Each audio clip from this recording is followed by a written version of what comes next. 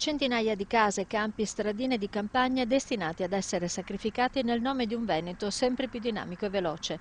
È il destino comune per tutto ciò che oggi si trova lungo la lunga striscia rossa destinata a trasformarsi nella nuova Pedemontana.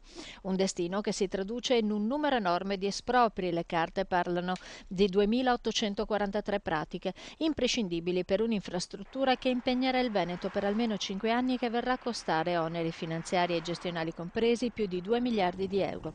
Intanto è cominciato il conto alla rovescia per chi, interessato dagli espropri, abbia intenzione di presentare osservazioni scritte sul progetto definitivo della Pedemontana.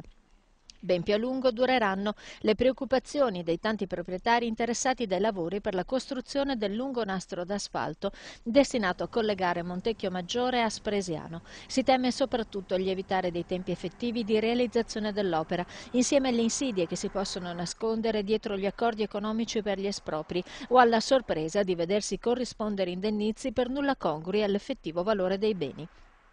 Tra i comuni vicentini che stanno ai primi posti nella classifica degli espropri si segnalano Rosà con ben 160 procedimenti, Breganze con 143, Malo con 129, Mason con 119 e Bassano con 101.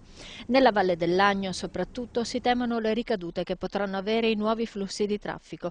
Si calcola infatti che lungo la superstrada transiteranno non meno di 30.000 veicoli al giorno, un impatto certamente non secondario per territori che fino ad oggi hanno vissuto di agricoltura e attività artigianali e la cui fisionomia è destinata a mutare radicalmente.